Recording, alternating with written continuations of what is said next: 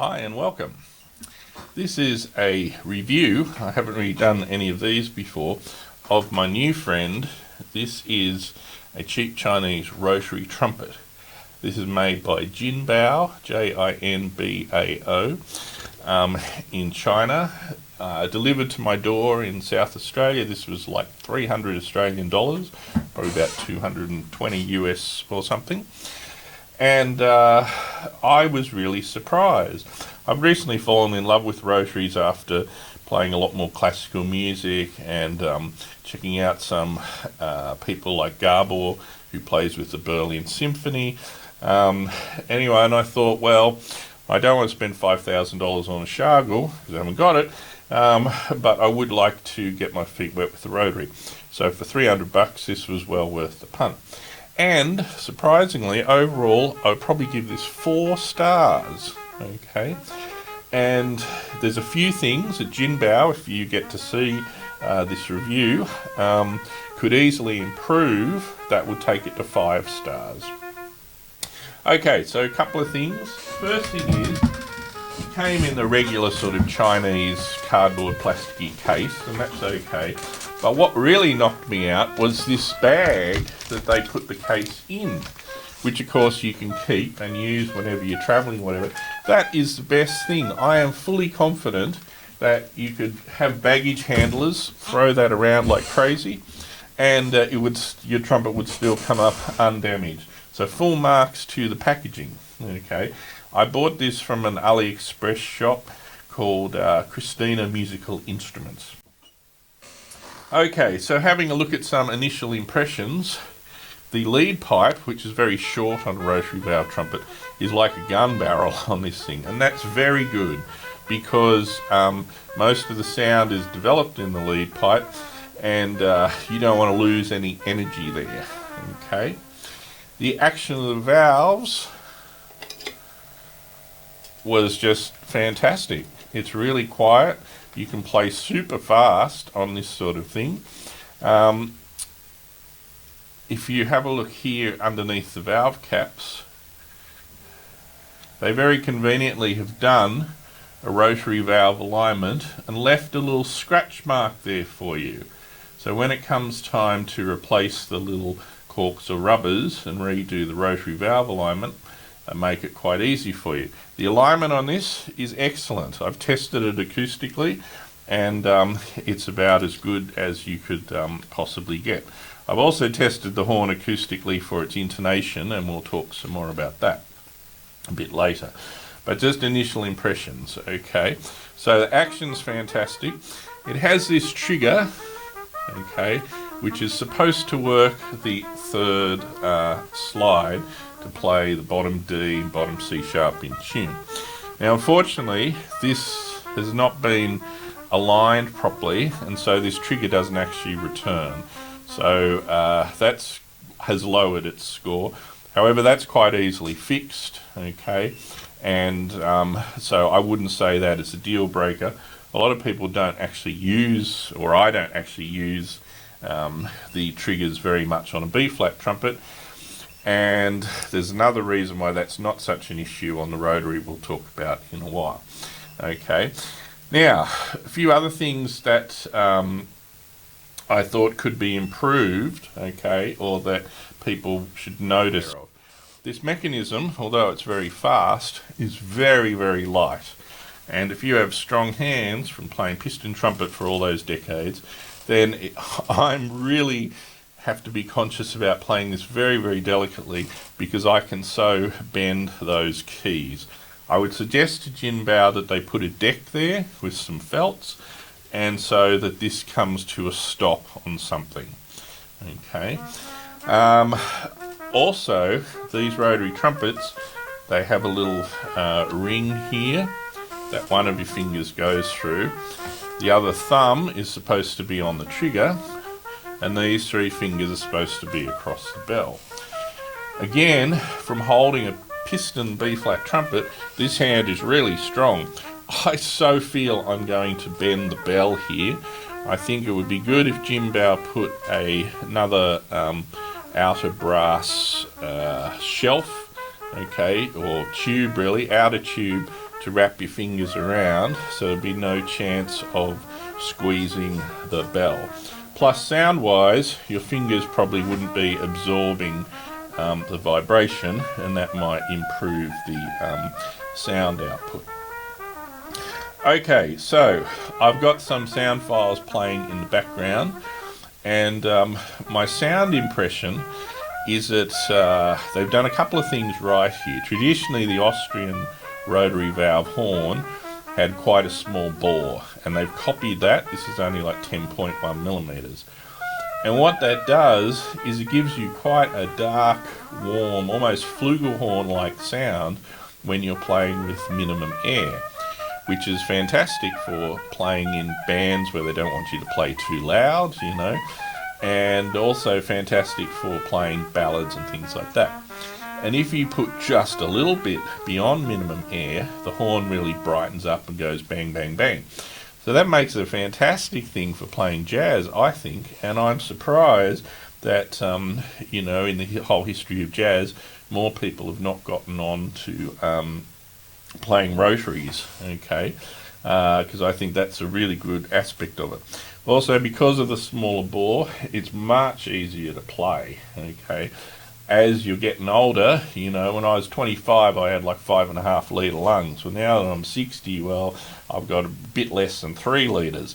So as you've seen from the tone of some of my other videos on this YouTube playlist, I've really been trying to increase the efficiency of my playing so I can keep on playing just as well, if not better, than I did when I was a kid, with less air, okay? Just can't do anything about your lungs going down as you get older.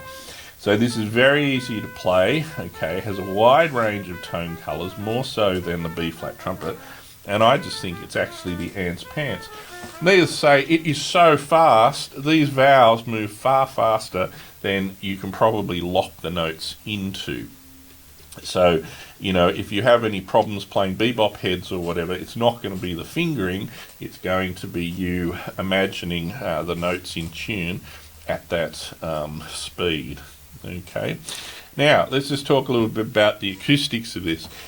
As I have shown on my other videos, it's very easy to get a very solid idea about how in tune the horn is, and hence how easy it will be to play, particularly the high notes, okay, simply by tapping the mouthpiece, recording the output on a microphone, not up the bell, but maybe about 6 inches away, okay, and then looking at that spectrum in that free Audacity audio editor software. Now, if the mouthpiece correctly matches the design of the horn, the upper harmonics, particularly like the open C, high E and high G, will be spot on whole number ratios of the fundamental. Now the mouthpiece it came with, I actually really liked. It feels really good, it's nice and deep, it's actually really fantastic. But its frequency on its own, the popping frequency, which you can tell by that, is just a little bit too low, okay? And so the high C is about 10 hertz flat, the high E is about 15, and the high G even a bit more. So what it needs is a mouthpiece with a little higher popping frequency. Have a listen to this one, just a little bit more.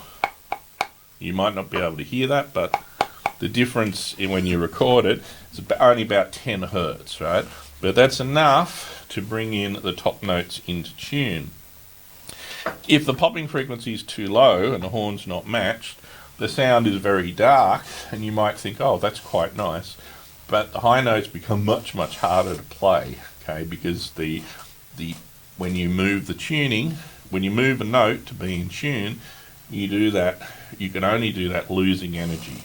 Okay, so if you want to play it in tune, it's going to be harder. It's as simple as that. So anyway, they could easily fix that though, JinBao.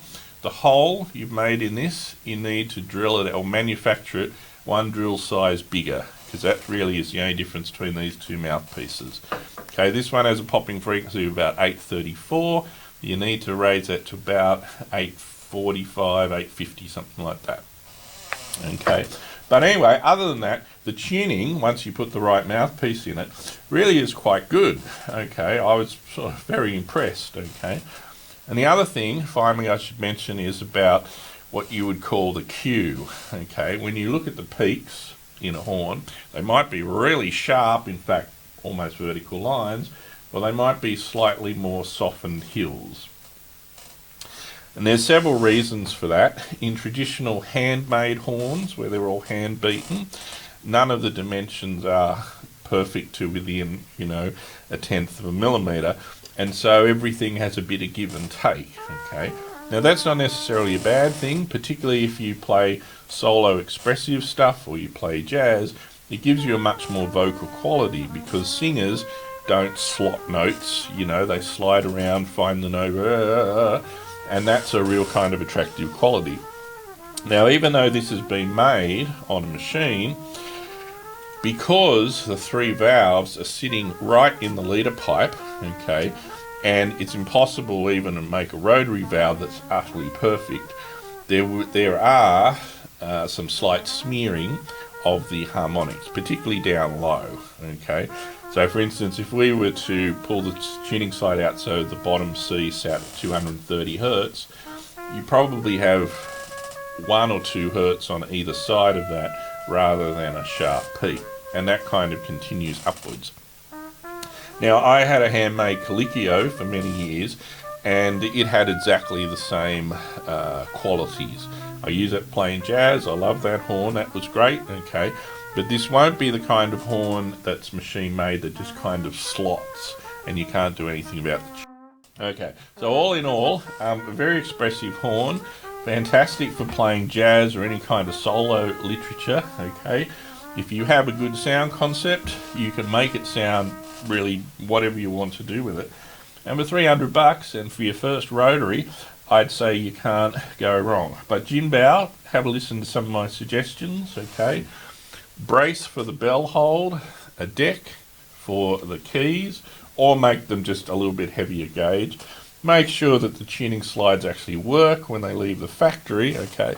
And your very lovely mouthpiece, okay, just redesign it, either drill out the hole or widen out the back bore and just raise the popping frequency of that a little bit, and I would have given you 5 stars. One other thing that you can improve, because you hold a rotary like this, okay, why are the water keys on the side? The water keys should be down here, because then you got to turn it over, you got to use a thumb and a finger to open the keys, you got to wiggle the valves, you got to blow into it. It's just a hassle to empty the water. To say nothing of the fact that the tuning slide slopes this way, so all the water is going to gather there. Really, this should be on the bottom and in there, okay? But in the scheme of things, for a $300 horn, they're relatively minor gripes. Okay, so JinBao, this is the what's it called? JB TR440. It's the only one they make. Okay, all right. Enjoy yourself. Bye.